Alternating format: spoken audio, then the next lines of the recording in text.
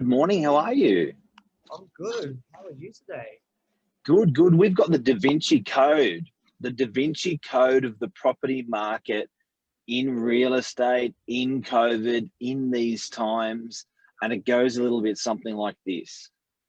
Nobody was able to predict it, were they? I don't think anyone would have ever imagined this change in the way we think now with what's happened with COVID. Yep. Talking about places specifically like the CBD, I think the world, we just wanted more and more. We were going up and up, and we were getting busier and more crowded and more densely populated. Now, Yep. are we able to continue living and working like that, Mr. Novak? Well, it appears not. And I look, it's been, guys, it's been a real roller coaster. I think for every business, for every person, we've all evaluated essential things that are essential to our lives. And now we're starting to see the dots form in property. Yep. And with property, it's very, very interesting how people are acting. Money's cheap. Last night, you probably saw the news that we are in a recession. After 30 years, we have not been in a recession. It's funny because I seem to remember seeing that 3 months ago. They said 2 consecutive quarters of negative growth is a recession. So I thought we were already in it. But anyway, however you dub it or however you label it, we are where we are. But James, you've got to admit, talking to real estate agents, looking around at property, not bad, eh? Not bad. Like as you obviously know, Mark, I do a lot more in the commercial side of things. So Yep. It's taken a big hit, and it's been a big change in how we've typically gone about things. But there's certainly been an ongoing trend and a building trend of people changing the way they work and live. So it is residential as well, but an ongoing trend and a building trend. That's me. So I guess if we're trying to work this out, and let's cut to the chase now. If anyone's trying to work out the property market, think of it like this. It's like a spiral going outwards from the CBD, or it's like a rung, like 1 rung, 2 rungs, 3 rungs, 4 rungs, 5 rungs, and 6 rungs. So let's, for argument's sake, say it's 8. There's 8 rungs. 1, 2, 3, 4, 5. Let's, for argument's sake, rung number 1 is the CBD, and rung number 8 from Sydney CBD is Gold Coast. Sure. Okay, and I say Gold Coast because when people chase lifestyle in America, if you're a New Yorker, you go to Miami. You're chasing the sun. Yeah. If you're so I'm not poo-pooing Melbourne, but if you're a Sydney person and you're chasing the sun, off you go to Queensland. So back to these spirals that I'm talking about, all these rungs that I'm talking about, guys and girls, what you've got to start noticing now is people are actually hopping out of your suburb for lifestyle reasons, and people are hopping into your suburb for lifestyle reasons. And it works like this. Northern beaches of Sydney, bit of a sea change or a tree change. It's a sea change, right? Yeah. What people are actually doing is we're a bit knocked about in one way because people are leaving the northern beaches of Sydney. And the reason for why people are leaving the northern beaches of Sydney is because they're off to Newcastle, Terrigal, they're off for a sea change. So that starts to have a negative effect on pricing because people are leaving. But the good news is, the great news is, and this is what we're seeing through COVID, we are getting the people from the North Shore, we are getting people from Mossman, St. Leonard's, the urbanites, they're actually coming into the beaches saying, you know what, we're going to improve our lifestyle, improve our family. Are you seeing that with commercial? Yeah, certainly. And I think it all relates together, but it's big offices, corporations, people in the CBD where you might have thousands of people in one office space. That's not happening anymore. So I'm seeing increasing inquiries from big businesses and big industries that are wanting to just open up little satellite offices, little key locations, so that they can support people from their companies. There might be thousands living all across the city, as opposed to cramming everyone down into the one place. So yeah, certainly seeing a big change. So now people are making these permanent changes. They've realized that COVID is not something that's going to disappear in a week or a month. They've realized that it's probably going to survive a lifetime of change. So even though COVID may come and go, I think the changes that it leaves behind are going to be forever. And I think if you and I think the pandemic is going to be the first and last in our lifetime, I think we'd be wrong in thinking for that. So people are making serious changes in their lives.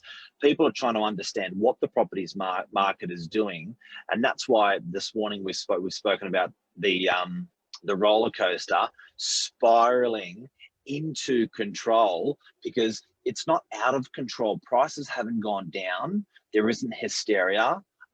It's a controlled environment. It's a low interest rate environment. The government's put good insulation around its people, and people are actually saying, okay, right, let's look at what's essential. And I know I spoke about it on Monday news on Monday night, Novak news on Monday night, but it's definitely a case where people are now saying, okay, you know what, work's going to allow me to do this. Work's better. Furthermore, work's going to support me to do this. So let's get it done. A friend of mine, James, I was saying off air before, has got 10,000 employees in the firm where they work. They're a partner, quite senior, so they know what's happening.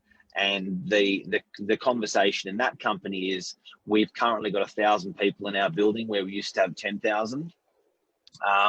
We can't possibly get in and out that 1,000 in lunchtime. It's logistically impossible getting only 2 people to a lift or 4 people to a lift. We've actually had to ask all our staff members if they can, just to try to bring their lunch with them. And then it's not putting stress on the building. How the hell is that building going to do 10,000 people through pandemics? It's just not possible. As you say, if they've gone from 10,000 to 1,000, they're still probably struggling with social distancing in a space like that. So it's as you say, it's logistically impossible to do these things now. So there has to be a big change in culture. And this comes back down to lifestyle changes, businesses understanding that actually working from home is doable. You can still remain productive whilst at home. Yep. Where previously, that was, depends on the industry, but that wasn't the assumption. It was always the other way around. So there's this big increasing change, and that's going to continue that domino effect of industries and businesses allowing people to work from home, live where they want to live, and that will also give these people the ability to lead a nice lifestyle or improve their lifestyle from what they previously had.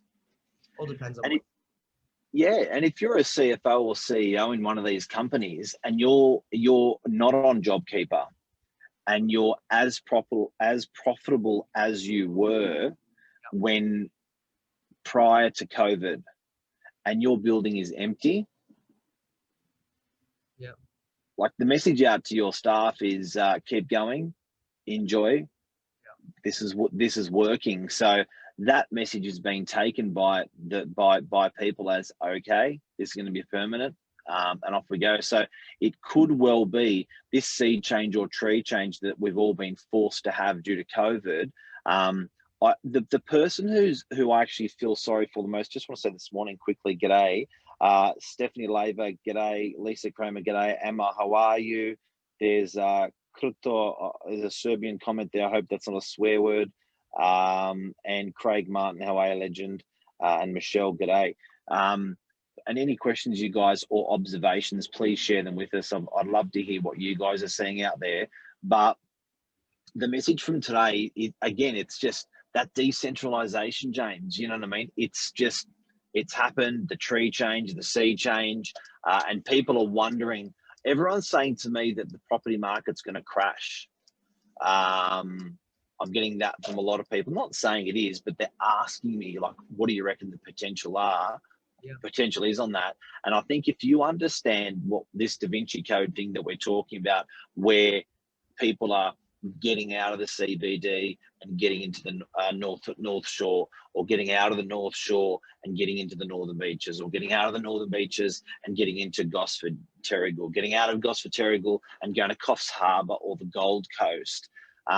It's not a bad thing if you've got people leaving your suburb and people coming into your suburb. It is a bad thing if people are just leaving your suburb. The Sydney CBD, I think, is going to be, unfortunately, the biggest loser, and the biggest winner are going to be the people that offer sea changes or tree changes. But it's as you say, it's not there's one winner, one loser. With the CBD, that's what I was thinking as well. That would be the most hard hit, but it's this distribution of wealth that's not going from CBD Queensland. It's going in jumps and jumps and jumps and jumps. So I think it will happen, but it's going slowly and in stages, as opposed to just everyone leaving and abandoning the city. It's not going to happen like that. It'll be a slow sort of market share, almost going slowly down in percentages. And what is that? Yeah, I agree completely. But it raises the question: is what does it leave the CBD to do or function as? If some of its workforce, say it's 50% or 20% or 10%, I don't know what it's going to be in the end, but say that workforce is leaving, it's better for Sydney traffic, by the way. It's distributing Sydney traffic a bit better, but what's that going to leave the city to do and to offer? Because if people are chasing sea changes and tree changes, that's not going to be on offer in the CBD. It's known as a workplace. So what's it going to be known as? Well, what's going to be the reality in a couple of years' time? Imagine down the line, if we've had our COVID 1s, 2s, 3s, 4s, and God knows what, we're going to have a city of skyscrapers that are going to be essentially empty. And the new one is, what was the word? Ground scrapers, Mark. Maybe it's just going to be a whole new ball game of groundscapers being occupied out of the city and skyscrapers. Explain to me what's a ground scraper? I would presume a ground scraper, as opposed to a skyscraper, is you just lay it down, eh? So you take the skyscraper, lay it down on the ground, and you don't need as many. Your lifts aren't going up 30 stories. Your lifts are going up maybe 3 or 4 stories, and there's lots of them, and you can get people in and out of the building in a pandemic and comfortably. It's really going to change the world. Michael Edwards, good comment. Let's have a look at that. Says money is cheap, but banks are tight. That is for sure. To anyone and any stimulus payment, the banks don't want to touch. So if you're on a stimulus payment, it's not a good sign as a business or a person from a bank. Now, they're not allowed to discriminate based on that, but they're allowed to discriminate based on that. Anyway, weird. Agree. CBD is going to struggle from Luke, and does it go in cycles? You know what? I reckon, Luke, I just can't see this being temporary. In my lifetime, I think it's, I just don't think this is going to be the last pandemic. I think it's always going to be in our mind. If you look at how, well, this isn't far off war, and the way war stays in the back of people's mind is pretty serious. So I think that what's happened to us here, you look at the Vietnam War, World War I, World War II, we're equally dealing with death. The pandemic was dealing with death. War is dealing with death. This is going to be held in our memories bank for a long time. So I think that people are going to act in a certain way. Yeah, it's going to be lighter in my opinion, but I don't think it's. I think the cycle it won't go back to its original position. No. Yeah, well, this is a whole new type of cycle, and this might be slightly controversial, but it is close to war. But war is a profitable. It's profitable for nations, and at the end of the day, this is not profit. No one's profiting from this. The world is just creeping down and down and down. So at the moment, there's no gain, as opposed to at least always profiting. Someone's coming out better. Look, for profit to be made, loss has to be made as well. And it may happen in a different way. So I think that in war, there's severe loss of life and property, and sometimes rights, human rights. But there's prices to pay, and that's why I always say. That's why I've been saying lately. It's been a redistribution of wealth, and wealth doesn't only mean money.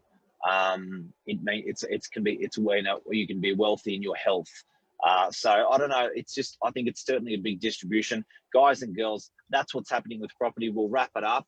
Anything else you want to say? No, I think we're good. How about you? Biological war, absolutely. Reading my mind, said Michelle, thank you. And China might be profiting. China's always profiting. So is America. So look, you know, and I don't mind a bit of profiting. But yeah, interesting, guys. But our focus today, summing up all the things that we've spoken about, is that's the property spiraling into control.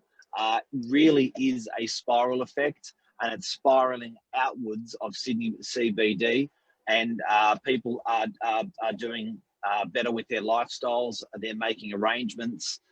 They're on a low interest rate, and they're chasing the seed change or the tree change, but they're not aggressively changing it, like you said. They're not sort of blowing up the city and saying we're all out of here and we're never coming back. It's a small and gradual effect, you know, that we're seeing. Some people leave our suburb, not all, and some people come to our suburb, not all. It's just small and gradual. I'd love to know, and maybe I'll do a bit of research on this, just the prices in the CBD and see what the changes are there, residential or commercially, see if there is any significant differences from 6 months ago, because I imagine that has started, but that's supposed to be the strongest parts of the economy down there. So absolutely. And look, to convert any office tower into a residential tower, I would have thought structurally it's not that hard to do. You're adding bathrooms and toilets and off you go. Bedrooms, living rooms, and windows are all there, ready to partition off. Lift wells, all that stuff. But I think, how do you get those people in and out of the building? Yeah, you know what? I think it's probably spread a bit easier, because they're not going in and out all at the same time like they are for a lunchtime for an office tower. So there's probably more than enough lifts. Yeah, 8:30, 12 o'clock, 1 o'clock, 5 o'clock, 5:30, key times where everyone's using them. Yep. And then in a residential, it's not as much. So there's probably spread around a lot more. Yeah. Cool. Anyway, thank you, Mark. Thank you. Thank you, everyone. Interesting world, guys. That's what's happening with property today. That's what we're seeing. And it's officially a recession, and welcome recession. 250, we'll close it out with this morning. Quarter of a million lives. What do we talk about all the time? I don't know. You guys are just you got to get to the gap. That's the thing, isn't it? All right. Thanks, everybody. All right. Take care. See you, everyone. Love ya. See ya. Bye.